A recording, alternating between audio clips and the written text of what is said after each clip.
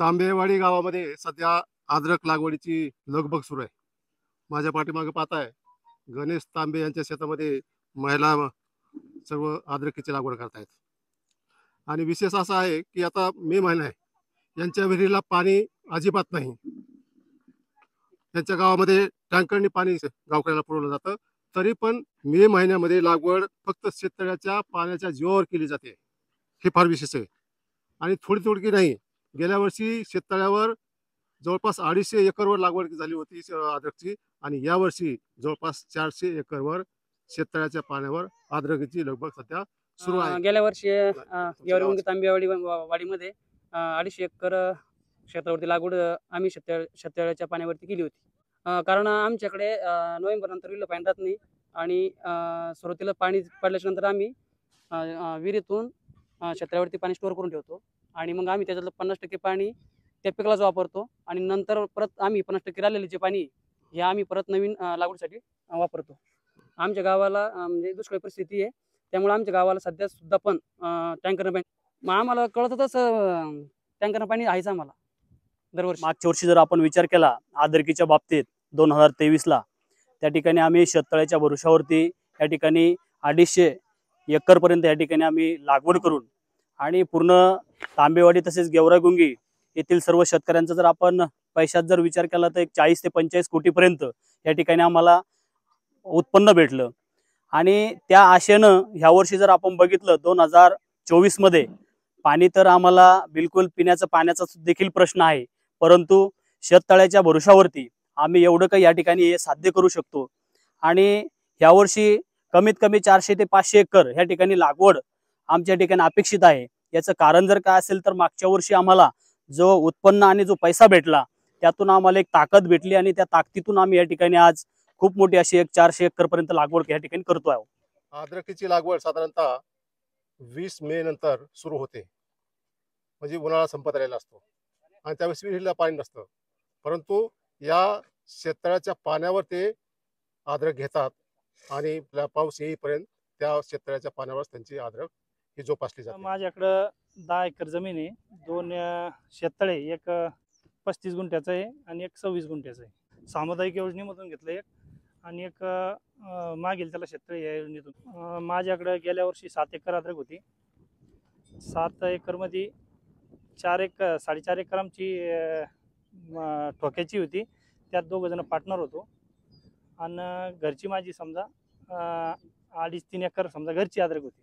त्यात आता ती काढे आले ते 39 लाख रुपये. तर त्याच्यात आम्ही 2 जण होतो आणि माझे घरचे आले समजा 40 लाख रुपये जवळ. हा, आणि 20 गुंठे माझ्याकडे बाकी समजा. ह्या वर्षी आता माझ्याकडे जवळपास 9 एकर अद्रक आहे. पूर्ण लागवड झाली. 9 एकरचे 9 एकर घरचे माझं 2 एकर क्षेत्र लागवड केलं.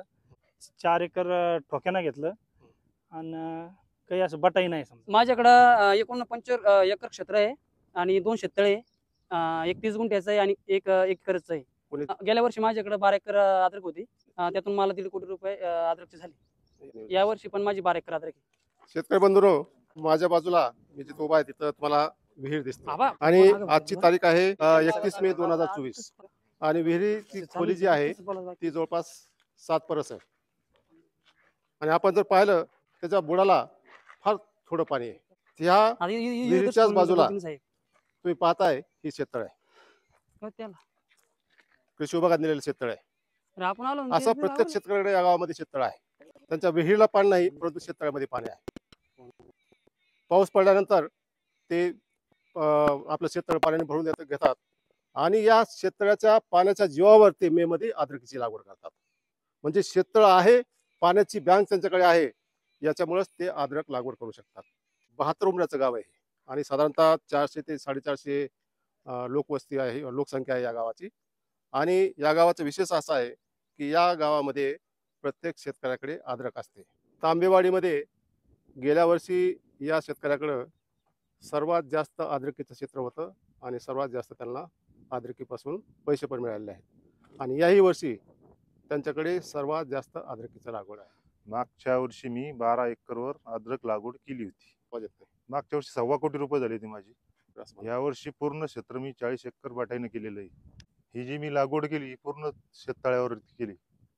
22 एकर. पाणी. विहिरीला पाणी नाहीये का? प्यायला पण पाणी नाहीये. ज्यांच्याकडे पाणी नसतं त्यांना पाऊस आल्यावरच लागवड करावी लागते. परंतु ज्या शेतकऱ्यांनी मे मध्ये अद्रक लागवड केलेली आहे त्यांच्या उत्पादनामध्ये भर पडत असते, म्हणजे उत्पादन जास्त येतं त्यांचं. 20 मे ते 7 जूनच्या दरम्यान जर आपण लागवड केली तर आपल्याला उत्पादनामध्ये जवळपास 25 ते 30% वाढ होते. त्याचं कारण काय आहे माहिती आहे का?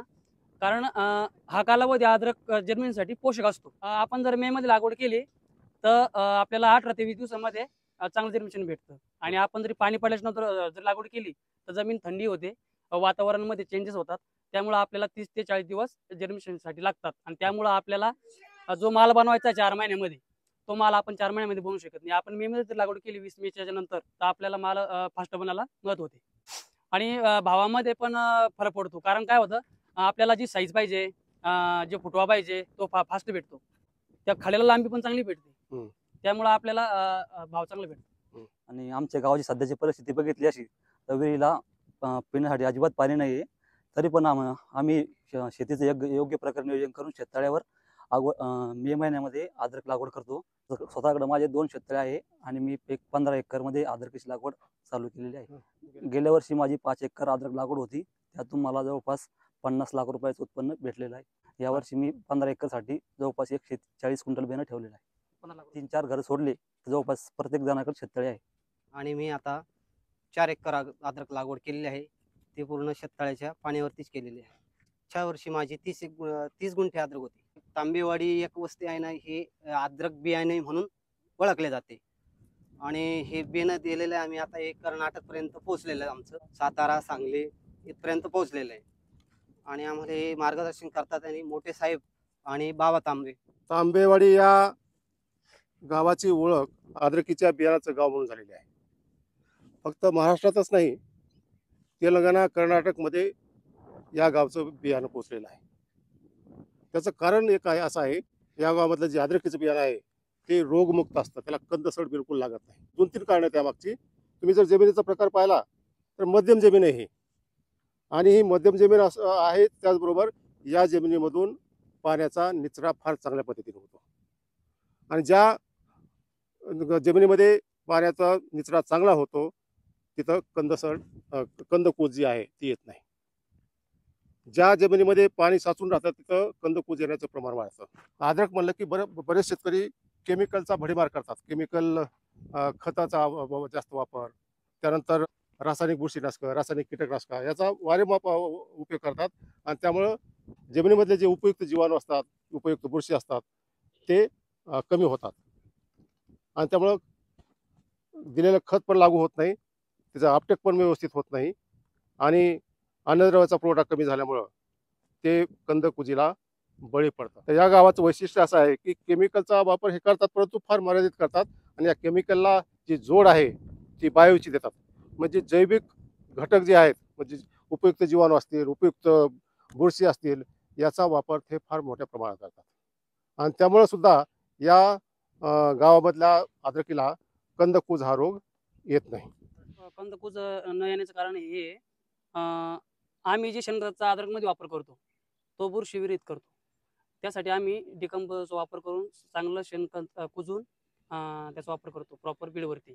आणि उन्हाळ्यामध्ये पण डबल आडवी नांगरट करून सगळे जवळपास आता 2 महिन्यापासून आमची सगळी शेतीची कामं चालू होती. नांगरट करून परत रोटेवेटर मारून, कारण मातीला आलटी पलटी देण्याचं काम आम्ही जास्त करतो. माती तापल्याच्या नंतर काय होतं, जमिनीतली बुरशी कमी होते, त्यामुळे आपल्याला कंदकूज कमी होते. बाकीचे जे शेतकरी अद्रकमध्ये केमिकलचा जास्त वापर करतात, आम्ही केमिकल आणि जैविक जास्त करतो. जैविकमध्ये आम्ही ट्रायकोडर्मा, बॅसिलस, सुडो, पॅसिलोमायसिन, मेट्रायझम, मायक्रोरायझा याचा वापर करतो. 2019 मध्ये मी शेततळ केलं होतं. मी पन्नी टाकली, पण पावसाळ्यानंतर टाकल्यामुळं ती मला भरता आलं नाही. त्यामुळं मी आबा तांबे यांना बटाईने 10 एकर क्षेत्र दिलं आहे. ते त्यांच्या क्षेत्रातून माझ्या क्षेत्रात पाणी टाकून पाणी साठवून ती आता लागवड जवळजवळ 6-7 एकर केली आहे. मशागत सगळं अर्धा आहे आमचं दोघांचं. मेहनत अर्धी, खर्च अर्धा, पाणी त्या लागवडील त्यांचं आणि क्षेत्र माझं. माझी मागच्या वर्षी एकूण 4 एकर अद्रक होते.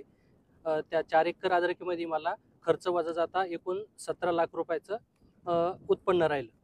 त्या उत्पन्नामधून मी एक फॅमिलीसाठी एक छोटी गाडी घेतली ब्रेझा आणि एक भाचीचं लग्न केलं.